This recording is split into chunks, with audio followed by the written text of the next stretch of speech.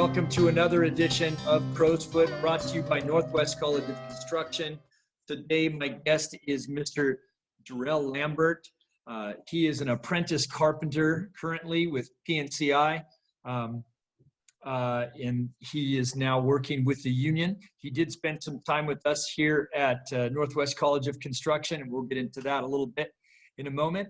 But Jarell has a lot of great stories that he's going to share with us today, or at least some of them.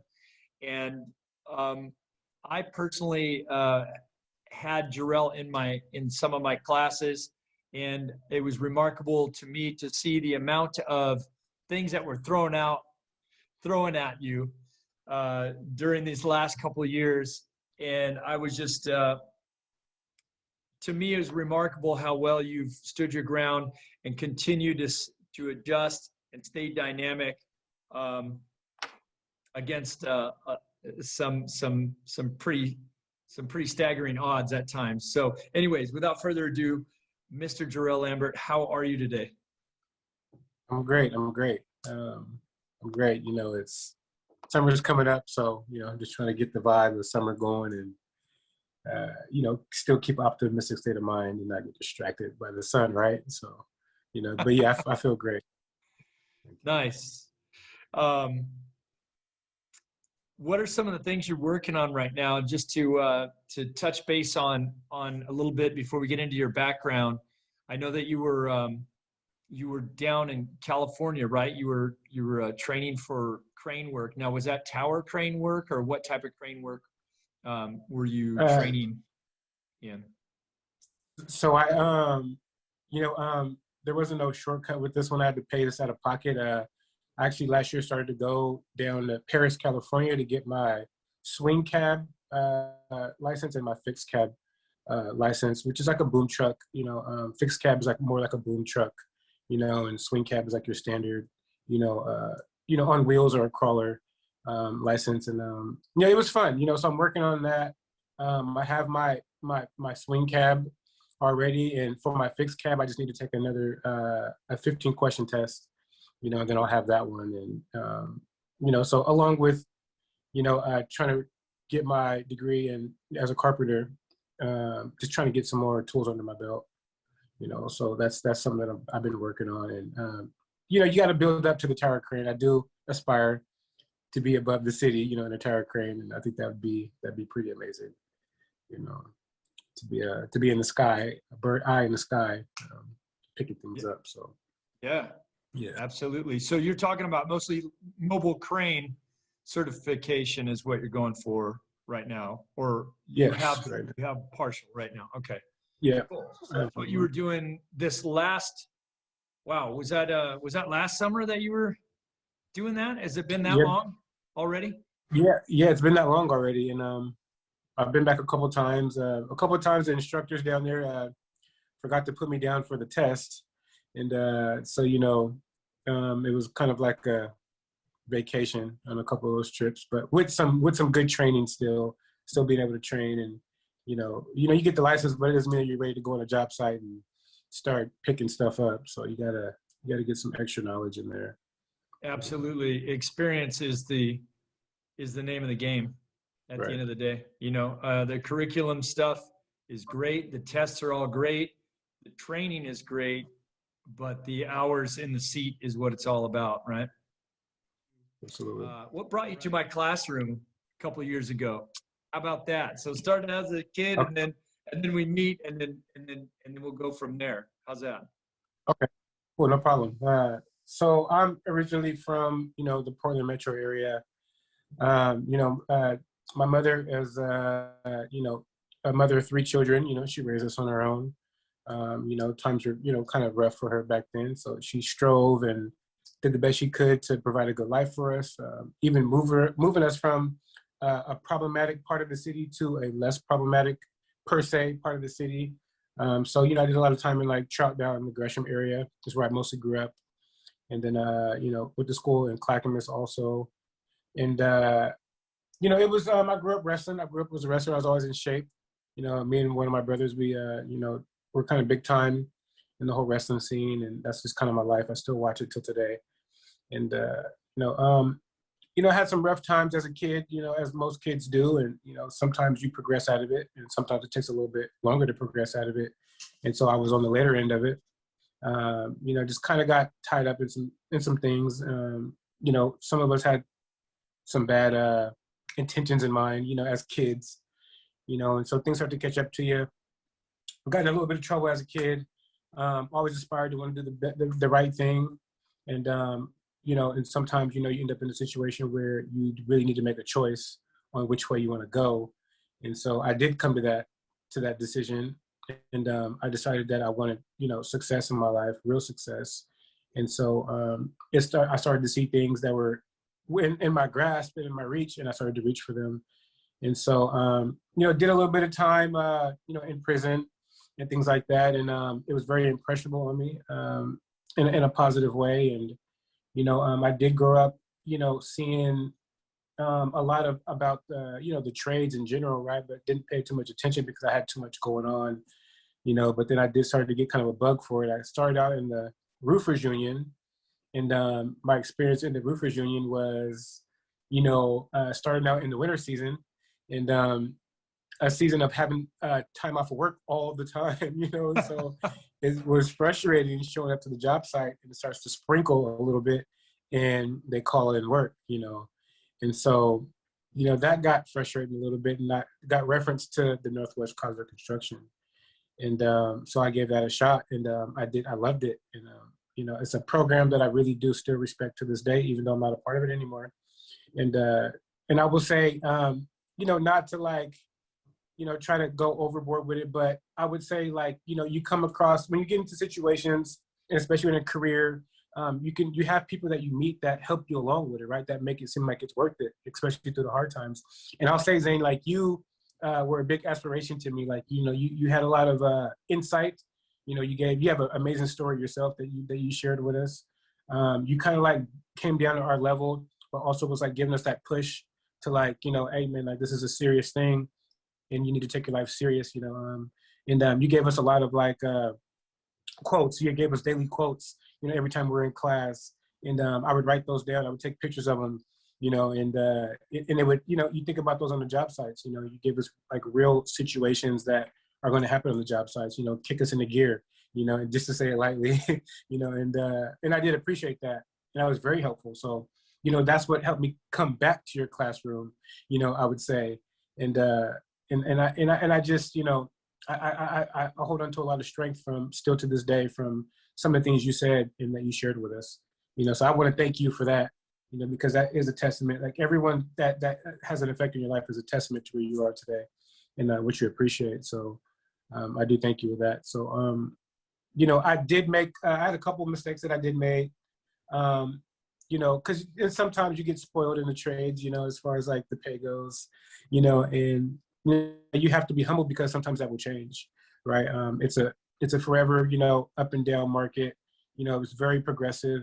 And, but sometimes you do end up in a situation, especially in your earlier years as an apprentice, no matter how good you think that you are or whatnot, it just comes to a time where there may be time off or you get laid off and things like that. So a difference in my pay scale kind of gave me a little bit of a head change, I made a decision that I thought would work out for me in the better, and it didn't, and so I kind of ended up in a little bit of a struggle with that. And, to make a long story short, I ended up having to depart, through a couple of hiccups with the college. And then that kind of brought me to another apprenticeship, and I ended up in the union, in the actual local 1503.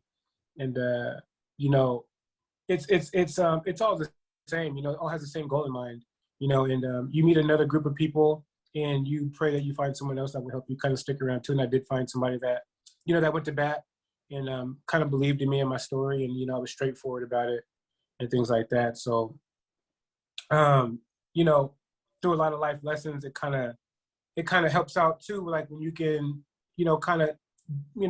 manage your ego, and your, sometimes we feel like we are, like someone owes us something or something like that, when we only owe things to ourselves, right? And that's to be patient, that's to hold ourselves accountable, And that's to get up and make something of your life every day without any excuses, right? Because we live in a hostile society, right? But there are people that are progressing in it, right? So take those people as an example. You're like, if they can do it, I can do it. There's a lot of people that have it harder than we do. So like there's a lot of stories, and you hear it in like, the orientations and stuff like that, especially when we're talking about safety, right? Because I understand why safety is a big deal, because there's a lot of people who, through their life struggles, they don't manage things very well. So stress is on the job and stuff like that. People get hurt. Some people are no longer here with us anymore. So you have to like not take those type of situations lightly. But, I've seen a lot of people struggle like heavily, like, I've had some serious injuries within the trades myself, foot being smashed in a scissor lift, and we all have the carpenters, hit with our own hammer, stories, and and hopefully you get to keep your fingers at the end of your career, but it happens, and but a lot of stories that have inspired me through people, especially even in the crane industry, with people who, end up hurt, by not managing their state of minds, and sometimes it's just inevitable, right? And but we have to like, pay attention and take those things serious, right? Because we're all examples to each other, right? So we want to set the right ones, right? But I would say that I've gotten a lot of strength through other people's struggles, right? Especially like, being humble about my own and seeing them as kind of a lightweight thing compared to what some people have been through, right? And seeing them succeed through that, like it's huge, right? So I'm just like, wow, could I have done that?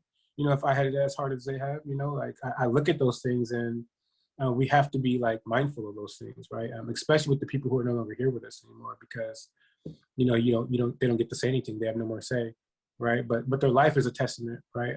If you get to look at it and take heed to that, so I like I'm grateful for everything that I've been through, right? And for the people that I've met. And so, I'm here to try to help others, see the light and to progress through it, regardless of what our backgrounds are or what we've gone through in our lives and everything too, because it can be tough. It can be discouraging, right? But life's not always supposed to feel sweet, for it to be successful, right? And we see success sometimes, and all we see is the end result. We don't see what happened in the midst of it, right? Or how they got there and things like that. So, we got to keep striving and whatnot. And I'm here to help someone see that too. So I just want to first back up and say, hey, thank you so much for the sentiment, the words. That makes me feel very good about what I do here. Quite often, I don't feel like I'm getting traction or reaching certain people, and it's always a blessing to be able to find a connection there and be able to give some experience in a way that it actually ends up being helpful. And so thank you. For context here for the viewers, Jarell was managing a lot of things in his life, and maybe he wants to talk about some more of that in a moment. But I know that, just to name a few things that you dealt with in your first year or so that I had you in class, where you had a bit of you had a foot issue where you had you had some feet issues, right? Like from being out on the cold, wet bridge, you had some stuff going on there that really was making your job pretty tough. I could only imagine wearing boots and having a open sore on your foot is difficult. If you could speak to that more if you wanted to. And then later on, not much longer, then you had an issue with the scissor lift where you damn near crushed your foot, right? So another foot issue. Oh man.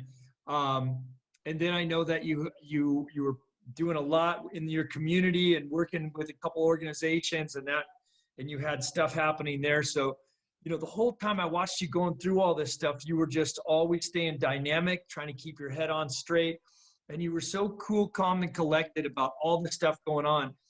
And then, it was, I remember when I asked you why you had gone to the committee meeting and what had happened as the apprentice here. And you said, well, I was I was making a really nice wage, and then I got a new job and that wage dropped. And I was like, oh man, I didn't know that that was the case, so on and so forth. But that can be that can be some rough sledding when you're making that prevailing wage and then you drop down for a time. Yeah. That takes a little bit of adjustment, right? And it's not something that everybody's prepared for. But you came through that. You said, oh, okay, yeah, I get it. And then almost a year later, you had a situation where you were finishing up some work, and we were getting ready to put you into a different location. And there was some communication breakdown between you and the other contractor, I believe. And so you ended up leaving the program for a time. And, you know, of course, I was bummed to hear that. And, but at the same time, as usual, you kept moving. And there's some other really trying things that happened in that time. You had a family member pass away, at least one that I know of. And then, and this is on top of your injuries. And then while you're at that funeral, you get shot. Right. Right. So, and let me just say, I want you to talk to everybody about some of this experience you had, but you just went through a tremendous amount of stuff over the last few years. And I've got to say, from my side, I would get text messages from you.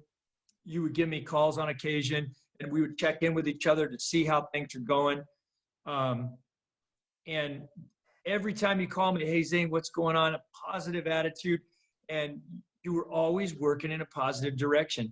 And you make some hard choices, right? You had some hard choices in front of you. So anyways, I want you to speak to that. And I think you also have an organization that you're part of, Inside Alliance, where you do outreach stuff to other people in your community and other people who have hard choices or who have had hard choices. So I want you to speak to that a little bit too. But just number one, thank you for doing your best for you, really. I mean, that's very important, because we all develop by taking on these hard choices and learning from that. And I think you have so much that you could offer the average apprentice. It's not even funny. So I'll get off my stump here. I really appreciate the comments, the sentiment, the hard work, no matter where you landed. And now you're a carpentry apprentice with PNCI, right? Yes. And that's going good for you. You're getting you're getting a lot of good carpentry training and crane training. So I want you to take it from there. Talk to us about some of these struggles. I just mentioned some, but I want to hear about what you dealt with being shot, if you don't mind. Yeah, I'll touch bases on all those things and lead up to that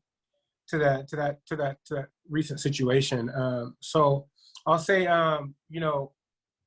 being excited about getting into, the Northwest College of Construction, it was an amazing opportunity for me, right? It's one of the biggest opportunities that I've had, right? And still to this day, I hold that true to my heart, because I've learned so much and met quite a good few people. I still have, I still speak with you, and there's a couple other guys that I've met who I still talk to today too, right? But, my first job as an apprentice I was working out of town, 2 hours away up in Washington, doing bridge work in the middle of nowhere, right? But they were paying for me to stay in the hotel all week.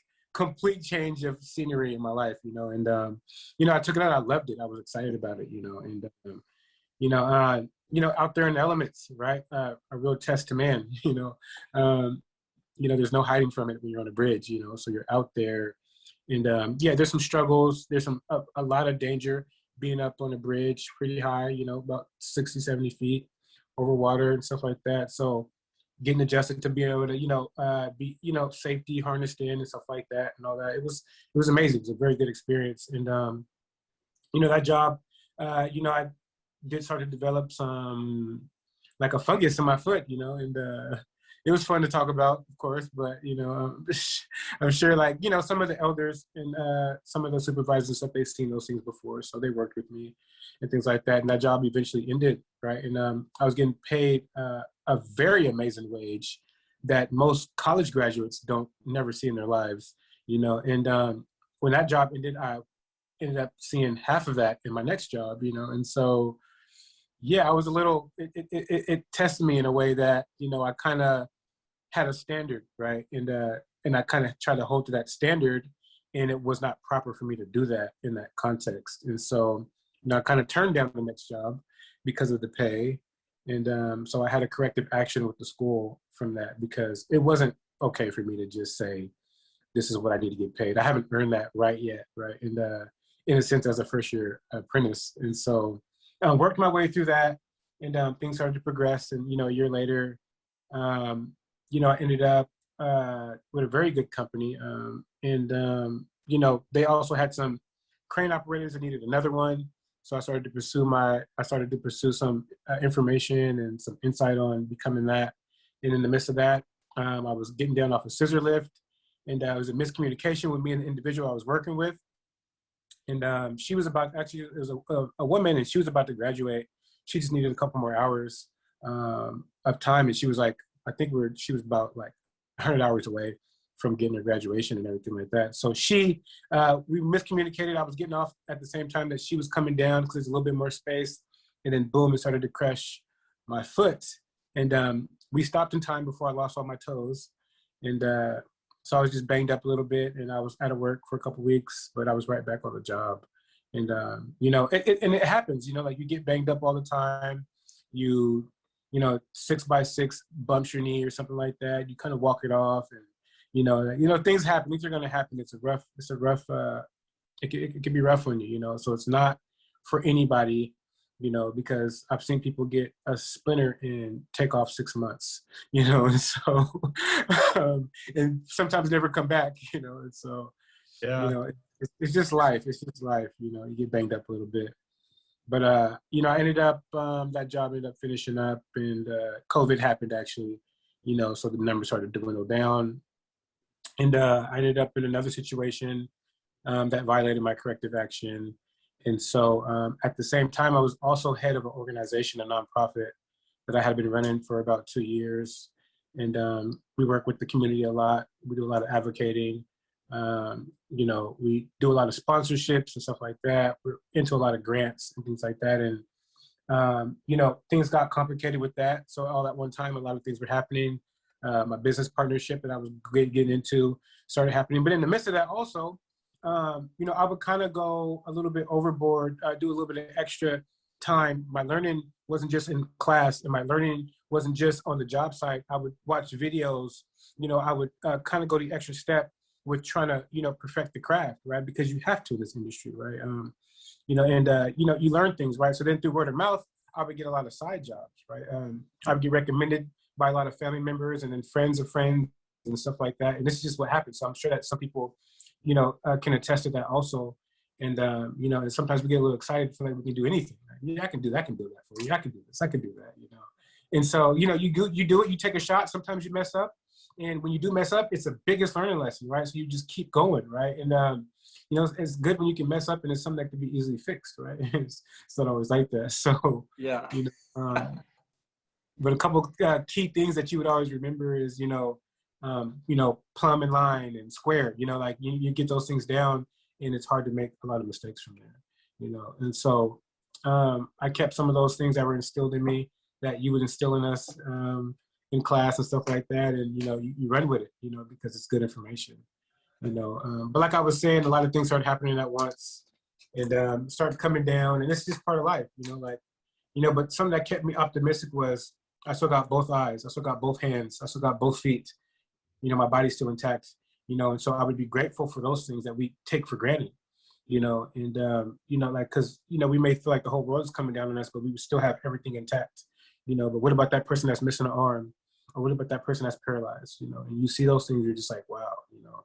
And it should motivate you to keep going, because you still have an opportunity to come out of that. And sometimes we don't feel good, but it's not gonna always be like that, you know. And it's just a testament to everyone. No one can say that they've always felt good 100% every moment of their life, you know, especially those who come out who we see as successful, right?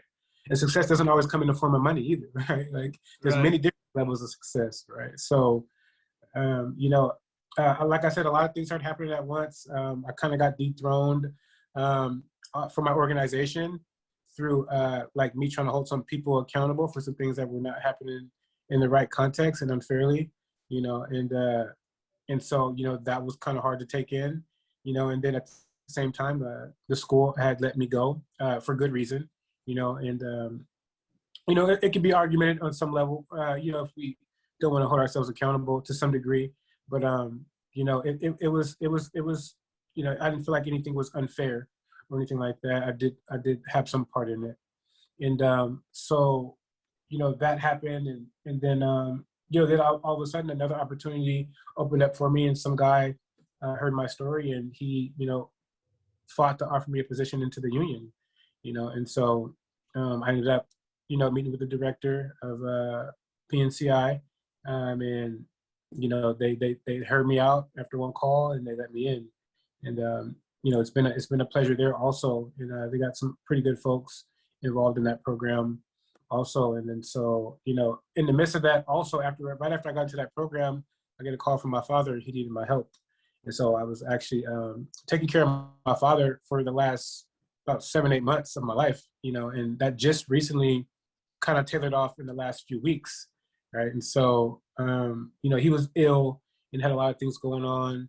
And I was grateful to be able to be there for him because, you know, he's a father of 12 that we can account for. And so he has a pretty big, you know, responsibility, you know, throughout his life, you know, and some struggles that he's went through. And so I was there, I was put in a position to be able there for him to kind of help him pick up the pieces and whatnot. And we got some pieces picked up, and some we couldn't pick up, but, you know, it's okay. You know, it's just part of life. You know, you can't always get them all, you know. And then in the midst of that, you know, early January, I was attending a vigil, and you know, and in the midst of all these things happening with the school, with my organization, I'd lost quite a few family members to the streets and to violence and stuff like that.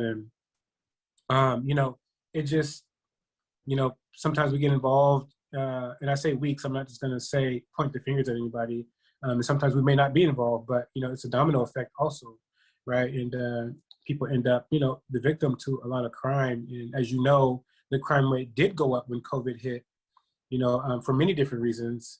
And, you know, people were at a loss of, you know, options and what to do. And we had the riots and, you know, all those things going on.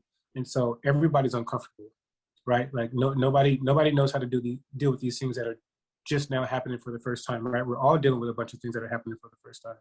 Yeah, right? Humans aren't good with change on a normal day anyway, right? A normal year, yeah.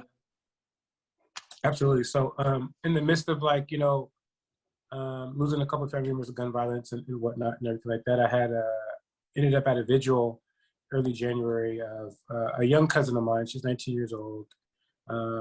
She kind of became subject to some of the substances that are being passed around the streets and stuff. And she ended up becoming a victim to that and ODing, you know. And so at her vigil, we hadn't even gotten to the funeral yet. We were at a vigil for her, and somebody came up there and they started shooting at the vigil, right? And I was struck 3 times by gunfire, you know. And here I am, I'm a non-affiliated, never been affiliated, you know. You know, I just, you know, didn't take it too personal in the midst of it, but, you know, I was struck 3 times by gunfire, and all I could think of was just how grateful I was to still be alive, you know.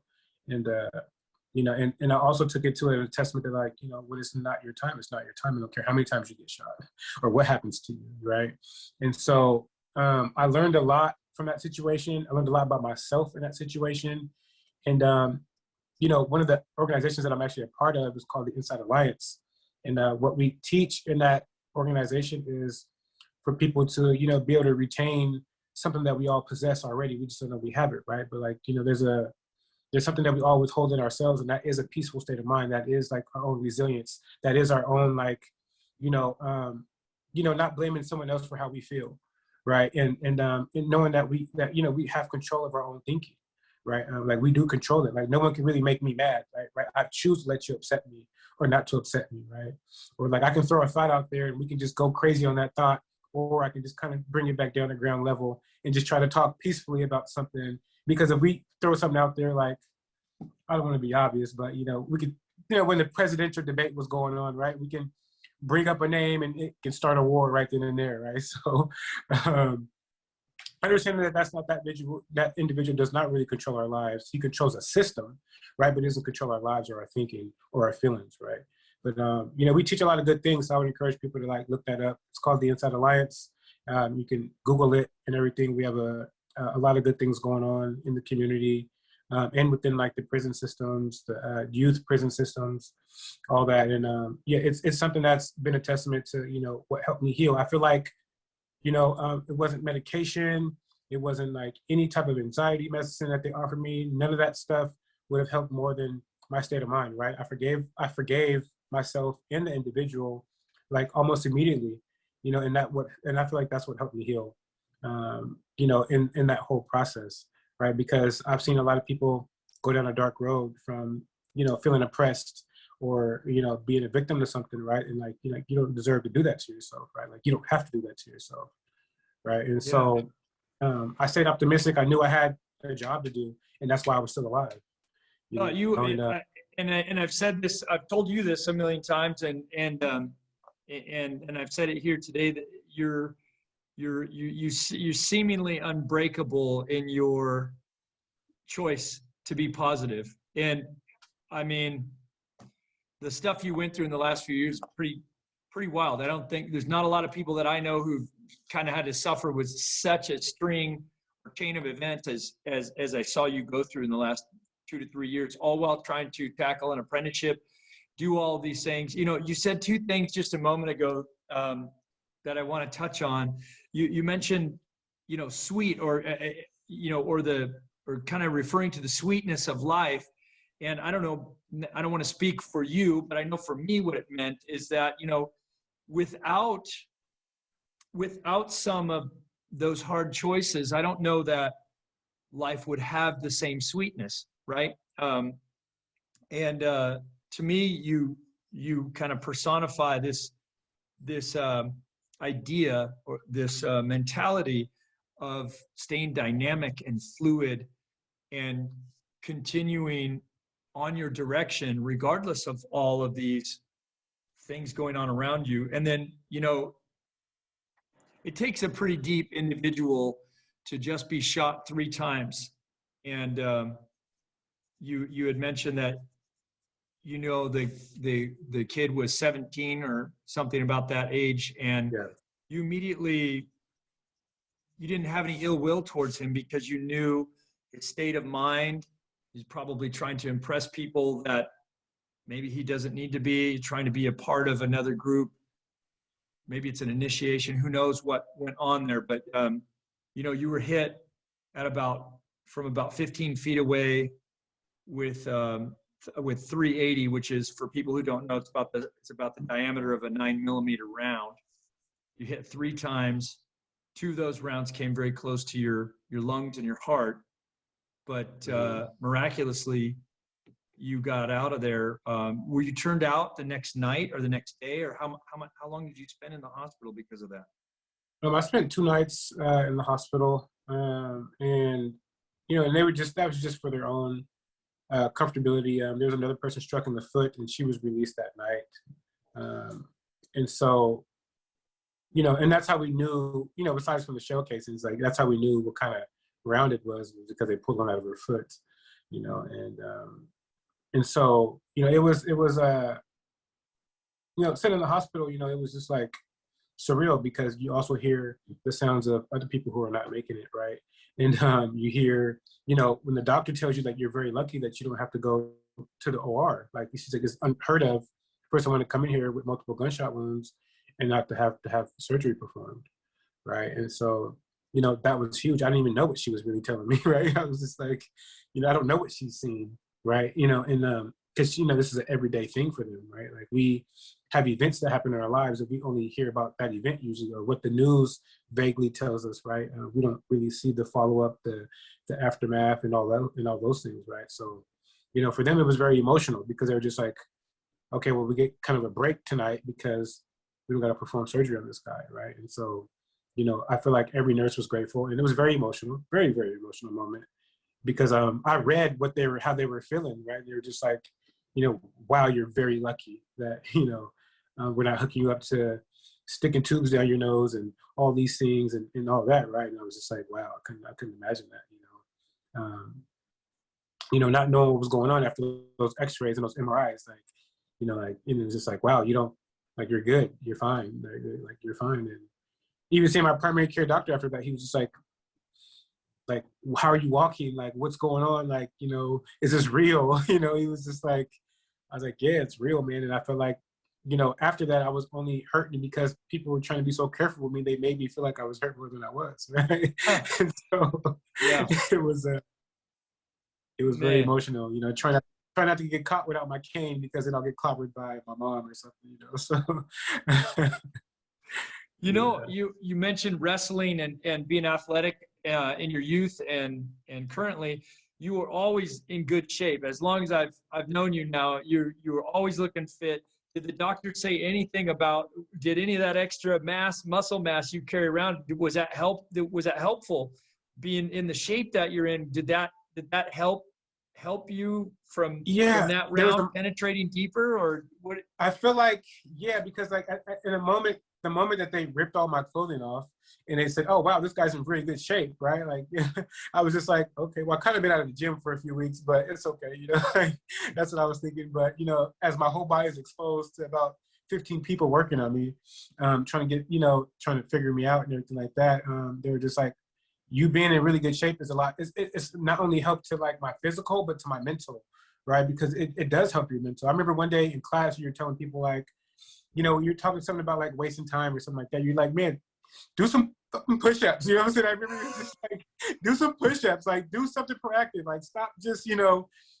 just trying to give people like a progressive, like, a more progressive habit, and how like really 20 push-ups can really like push you into like a better like, motion and state of mind, like and feeling, rather than being stuck on our phones all the time, or, or just in unprogressive habits, because it happens a lot in the society. So I remember that. It always stuck with me. And I said it to people now too. I'm like, man, just do some push-ups, you'll be all right. Like, and they look at me like I'm crazy, but I'm just like, yeah. Wow. Well, yeah, I mean, kick in some endorphins, kind of clean out your system, get the blood cleaned out a little bit. It does Yeah. go a long way. And out there working and working out like you do. Well, anyways, I can only imagine that it had to have helped. I mean, you're a lean machine. And even when you say, oh man, I feel like I'm fat, I look at you like you're crazy. You're always so fit. And I would imagine that probably helped. And then plus your breathing and your blood flow and keeping a cool head about you. I mean, they picked the wrong guy to shoot, I guess, because you were ready for that, I guess. You know what I mean?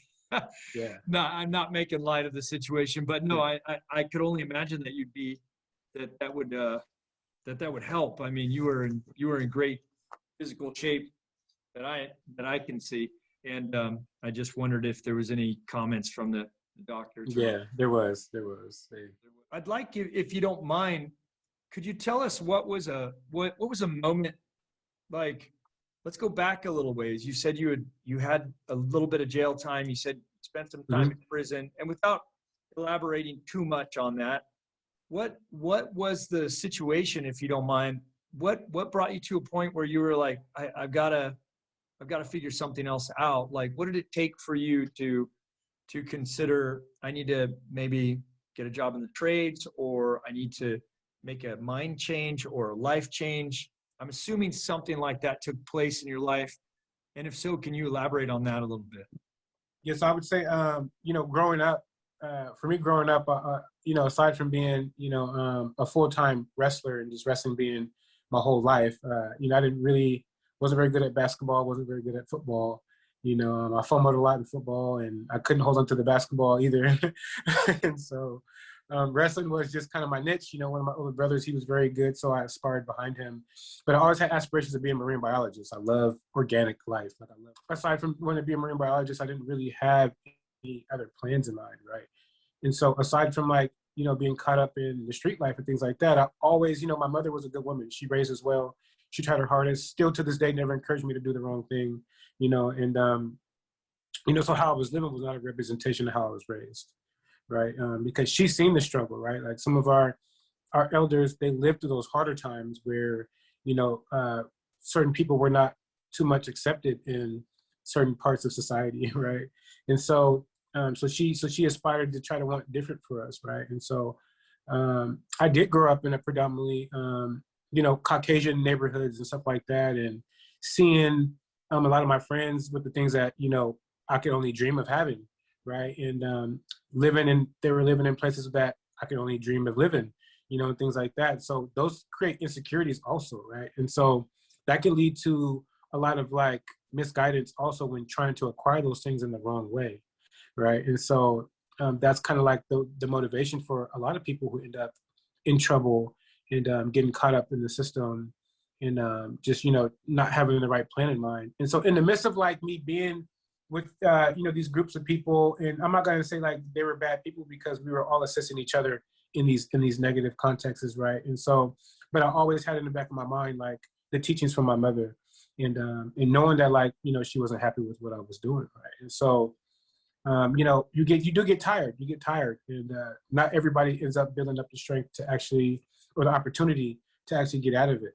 Some people stay stuck in it for their whole entire lives, or some people end up incarcerated for their entire lives or for a very long period of time. And I ended up doing 6 years. And I was honestly like, the night that I got arrested, I didn't know what my future was going to be or how long I was looking at any of those things, but I knew that I was tired in that moment, right? And so, in that moment, I just kind of made a vow to myself that, I was gonna change. I wanted to change, right? And I didn't know how it was gonna be or what it was gonna look like. But throughout those years of being incarcerated, I read, I studied, I disengaged with certain people, certain crowds, and inside there, they have like certain trades and stuff like that. But when I actually started getting interested in those trades, like electricians and plumbing and stuff like that, you got to have a certain amount of time left so you can fully finish an apprenticeship. They have a 4-year degrees in there also that they provide for the men. And so, I, kind of got some information from guys who already had some experience and stuff like that. And they kind of guided me on what to do and where to go, when upon my release and things like that. And, I had a good foundation of folks who were betting on me and, who were kind of trying to help me see who wanted the best for, who kind of saw themselves, go through the same things. And so when you get good information, you want to share it, right? And so that's kind of what happened with some of these guys, right? They were like a testament to being able to walk out of those things. And plus, like, my mother, she, held on strong, and I made a lot of promises to her that I was going to be different. And then, of course, it was just talk because I'm still in there. I can't really do anything. And sometimes we don't even talk to God until we're in trouble, So, of course, if we're in trouble, we're trying to, plead our case. But, I got out and I took it serious. And, still made a couple mistakes, but I still held strong because, you will be tested. You will be tested on your road to success. And no matter what you're trying to do in your life, you will be tested. And it's about how you follow up in those tests, right? And which will stand the test of time, And so, I just push forward. I push forward, and I try to maintain, my feelings and the lure of going back and seeing old friends and stuff like that. And some people are doing better and some aren't, but it's all up to you as an individual of what you want to do and how you want to get through those things. So while, in all of that, you just unpacked a lot there, but you were saying that you got to a point where the night you were picked up for whatever occurred, whatever got you behind bars there, you were tired. And it sounded to me, and correct me if I'm wrong, but I've known a number of people who've had a checkered past, whether it was their fault or someone else's, but it seems to me that you can work really hard, really hard with the anxiety and the mental attitude and everything it takes to be involved in criminal activity regularly, can be exhausting, just the Yeah. anxiety. And when you've talked to me about this, I get that feeling that that's the tired you're talking about, that you're just, I'm tired of running. I'm tired of looking over my shoulder. I'm tired of being worried about being worried about being worried, it feels like, you know, and you've got the backdrop of, you know, what your mom, you know, tried to raise you a certain direction, and you knew you were kind of veering off of that.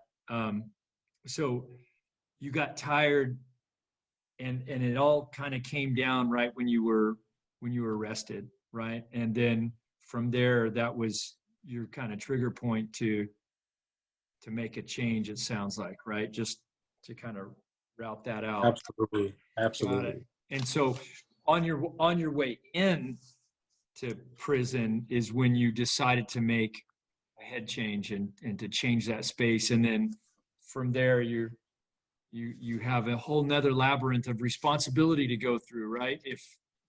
Because maybe you were trying to get around that responsibility at one time in your life, you decided to take it seriously. And now the real work of actually taking accountability is no small undertaking, is it? It's not. It's what makes a difference too. If you're not holding yourself accountable, then you're not going to get anywhere, right? You get lost. Some people are imprisoned and they've never even been behind bars, Yeah. right? Accountability does that also, right? I see it happen on a daily basis. So yes, accountability is the biggest thing, right? Like, you know, if you don't make it to work on time, sometimes the elements don't allow for it, right? Sometimes you can leave 45 minutes early and there could be an accident or something like that, but it doesn't happen often, right? So a lot of times it's our own faults, you know, when we do or not do, you know, and you know, and we just, accountability, it takes a lot of stress off yourself, right? And it actually will help you progress and get a lot of things done. So yes. You want that instant gratification. You want the candy, and you want to taste it now. That's it. And when you're involved in, say, an apprenticeship or in any place where it's required of you to be professional or mature, you realize that instant gratification is usually, nothing around your life will stick. If you're trying to just get instant gratification, you tend to avoid the hard choices rather than take the time to actually come up with real solutions that are helpful for you, the people around you, and the world at large, right? Absolutely. So many people have similar stories, and they're coming into an apprenticeship program and they struggle with that change. We see people who do come from prison system, and they have a very difficult time relating back to the civilian world. We also have an issue where people who have been making easy money, maybe in a criminal sort of way or an illegitimate sort of way, have a very hard time going into a 9-to-5 or an apprenticeship to make what seems to be not a lot of money the hard way. It seems like it's the hard way, but it actually, in time, for me anyways, feels like it's always been the easy way, because I'm avoiding the immediate, I'm avoiding long-term hardships by applying myself with a task-oriented sort of direction, right? And sometimes the task in the moment just feels boring. It feels mind-numbing sometimes. It feels uncomfortable, whatever. And that's a lot of what construction brings to our plate.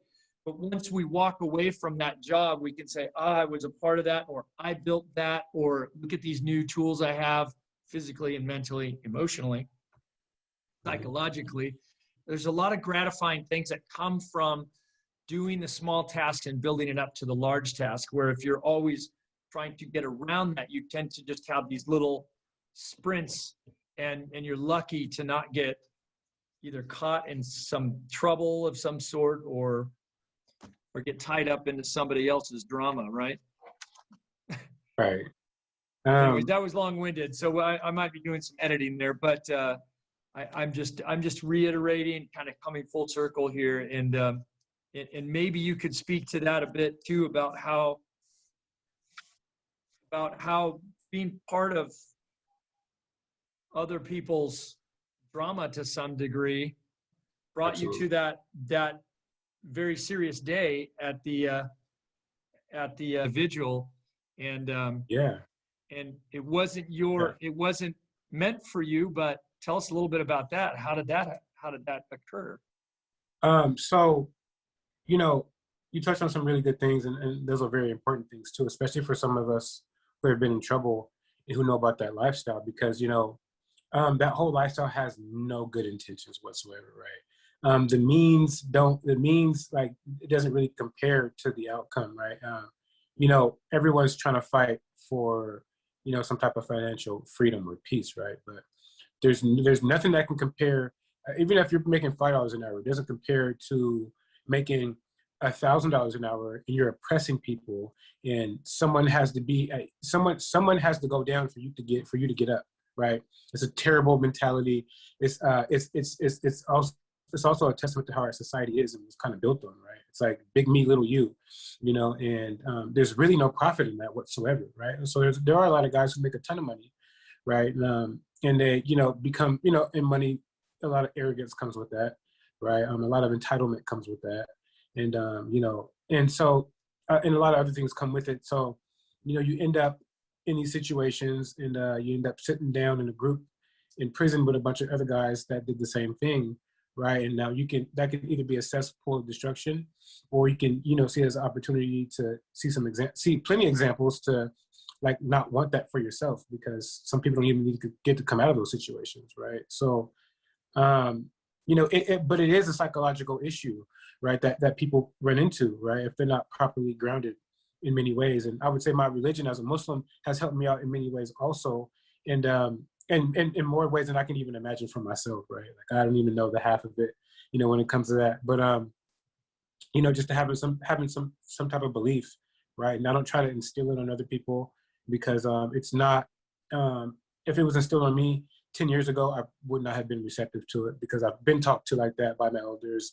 Oh, you need God, you need this. So God's always there, but it's just how you view God, and, like, what your sacrifices are back to God, can be different for other people, right? And so it is tough, and when you live in that negative lifestyle, you cope by intoxicating yourself in many different ways. And alcohol is one of the most widely accepted intoxicants, the most widely accepted intoxicants.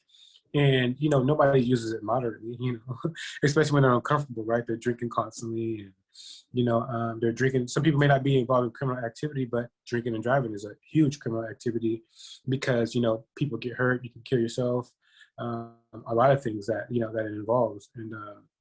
And so that's why those rules are in place, right? So we have to be mindful of those type of things too, because especially long days at work, I've seen guys get in the car and drink a beer on the way home, and end up, in a lot of outcomes from that, especially getting comfortable in that type of thing, right? And so, I've always kind of, like, tried to navigate those type of things, do things on your own time at home, in the, the spaces of your own, behind your own walls and your own comfortability, right? And not exploiting it to the extent where, like, you're causing trouble when you do those things, right? And so, my cousin, she was 19 years old.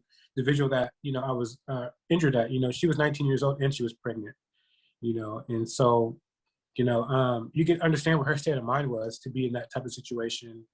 And,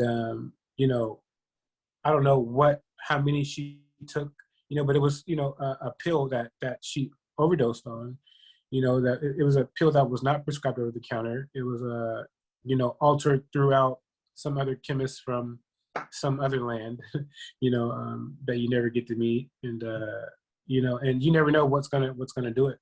You never know what drink and what car ride is gonna kill somebody, right? Like, you never know which one it is that's gonna happen, and so we have to be mindful of those things, and when we're doing these things. And, it happens on all different age groups, all different races, and all type of different things. And sometimes in the African-American lifestyle, we can get caught up in,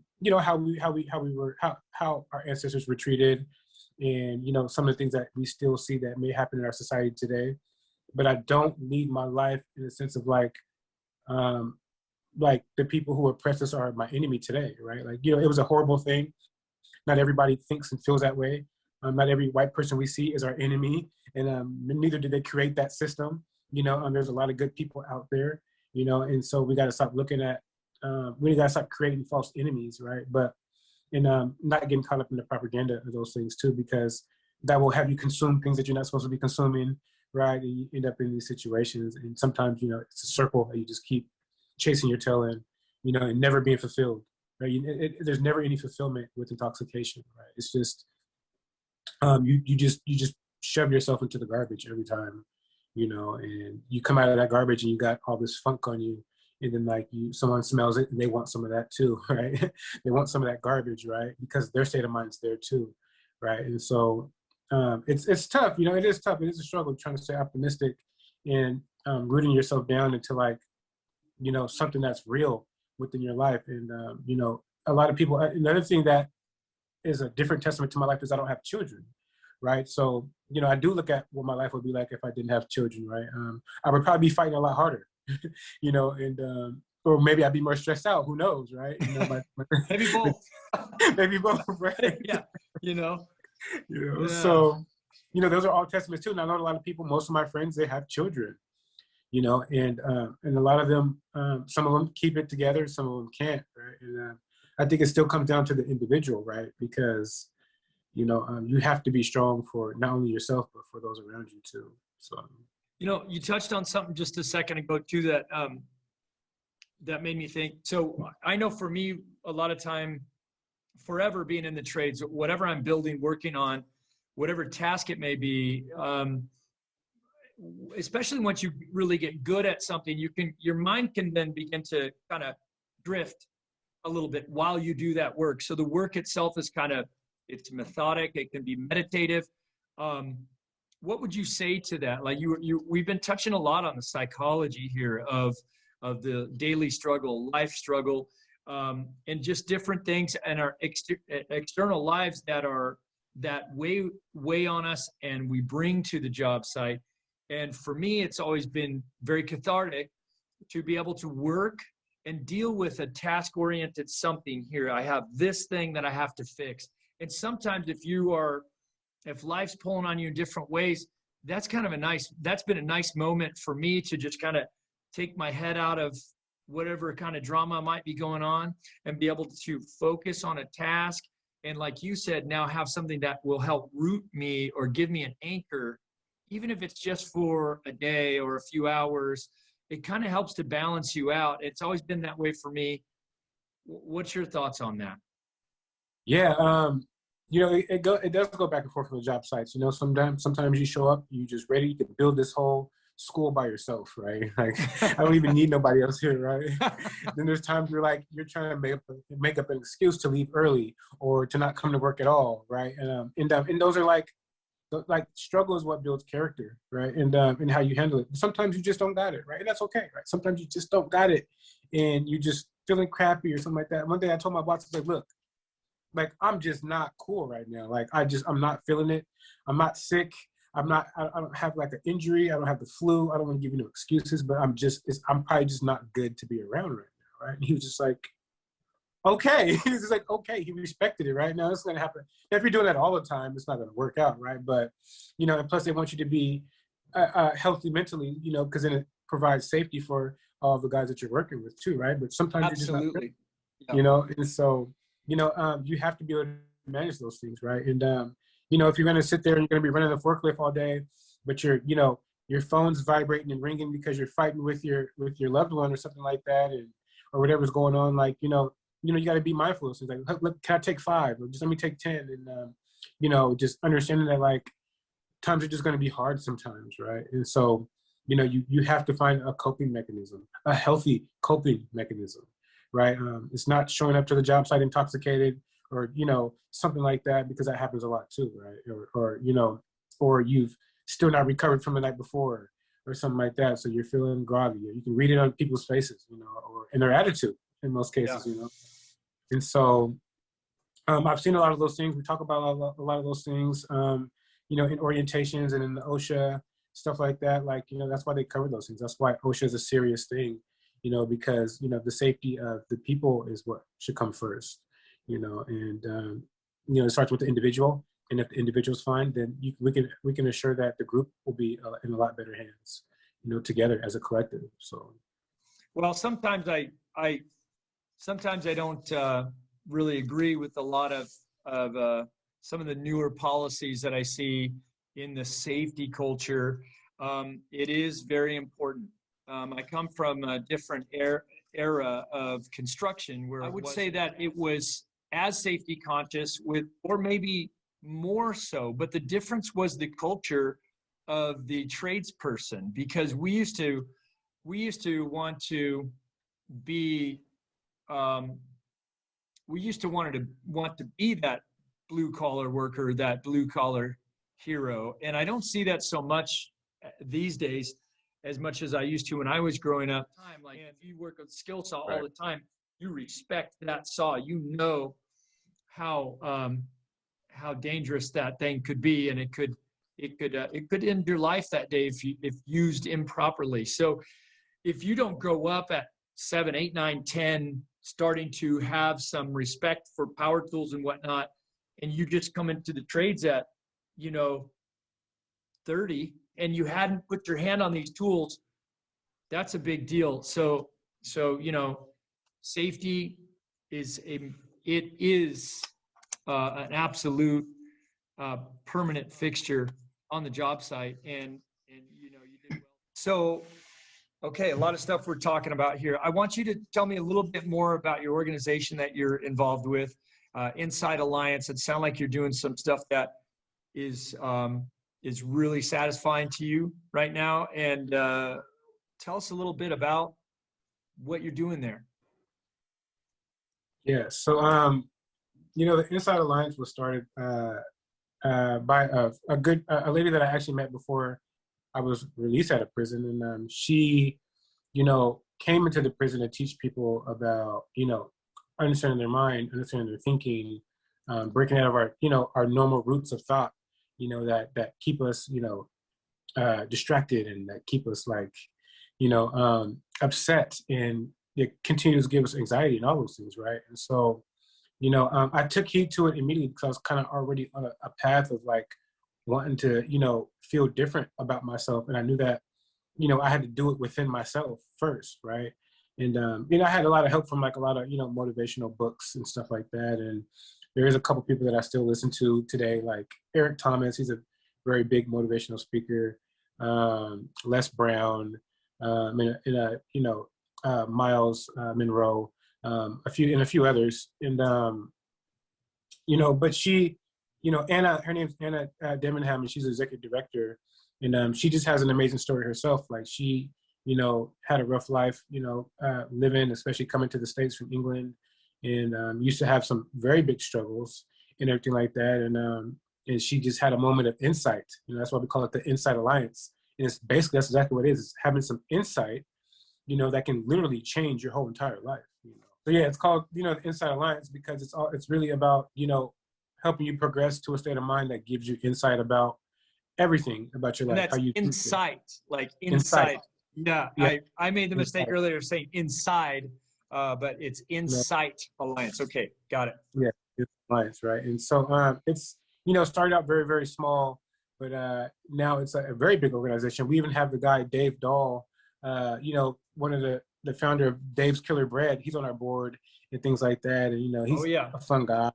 Yeah, he's got, airplanes and stuff, and, stuff like that. He likes to take people out in and stuff like that too. So a very good group of people on our board, and we have some people who, done extensive period of time. We also have 2 guys on our board who both did 15 years apiece of incarceration, and their lives are very successful today.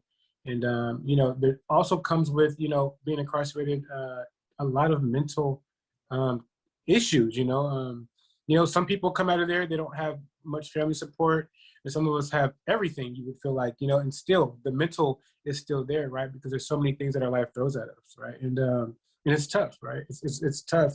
And so you have to create some type of balance. And I feel like, the Inside Alliance isn't the answer to everything, but it can direct you, right, in a good direction. And so we do have, the curriculum is taught to some of our volunteers and stuff like that, and we go and teach the curriculum to others and whatnot. But, it's nothing inspiring more than, if you can imagine, it's hard to imagine like a child that's incarcerated, right? Like a kid, right? The youth prisons, like there's a lot more fights. There's a lot more immaturity and things like that. But when you hear these guys say that they had a moment of insight, and they decided not to get into a fight because they knew how they would feel, or they knew that the repercussions were, and so they didn't decide to do it, or they decided to talk it out. It starts with the youth, right? Because it's learned behavior, right? That's a big part of our society. It's learned behavior when you're a child, and that's like a big testament to like, okay, maybe we're doing something good. We're not going to get everybody, right? It starts with one person, right? And maybe they pass that on to someone else, and it gets passed on to someone else, right? But yeah, I would encourage people to look it up online. There's a Facebook, there's an Instagram page. I have some stories on there, that I've spoken of. I mean, we've spoken to the DAs, governors. We've talked to a lot of different people that are high in offices and whatnot, and they give us shouts out and whatnot. And so, it's a progressive thing. And another thing too that people get caught up in is competition, right? A lot of nonprofits end up competing with each other, right? And we're a non-competitive nonprofit. We don't try to demoralize anything or anybody. It's just really all about trying to create peace within yourself and creating a healthy state of mind. And because we get caught up in a lot of pain and struggle comes from us competing with each other, right? And trying to bring the next person down so you can get up, and it never brings a good result from that either. So we have to be mindful of those things too. But yeah, we do a lot of good work, and it's a constant thing because life is constant. And so there's some tools there for people to use if they want to just check it out. Just give it a moment, check it out, take a few minutes. I guarantee it'll be helpful. I'm a teacher, so I do help teach the curriculum, I mean, there's been talk about, because there's another construction company that's actually associated with our organization that kind of partners with our organization, and they're called Green Hammer, like an eco-friendly construction company. Yeah, right? I built houses for Green Hammer. Yeah, Stephen. So Green Hammer is pretty cool. Yeah, cool. Yeah. Stephen, Yep. And I know Greg. I actually have a meeting with Greg coming up. So, they wanted me on, but they're non-union, so we're trying to. They still want me, and my executive director still wants me to, she's just like, well, do you feel like you're, like I'm just like, I don't want to just jump ship just because they're associated with the organization or anything like that. But yeah, I'm in my third year as an apprentice, so I want to. I put a lot of time in. I've been through a lot of things. Yeah, I need to finish this. Okay. Yeah, let's get that. Let's get one thing done at a time. Yeah. Right. If you happen to see Stefan, tell him I said hello. Okay. Yeah, definitely. I built some houses for him. Seems like a lifetime ago, but there was probably, oh man, I don't know, 14 years ago, 13 years ago. Wow. But they've been around for a long time. Yeah. In a nutshell, as best as you can put it,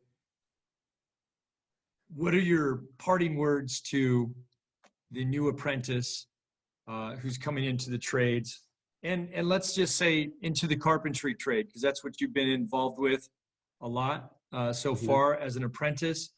What are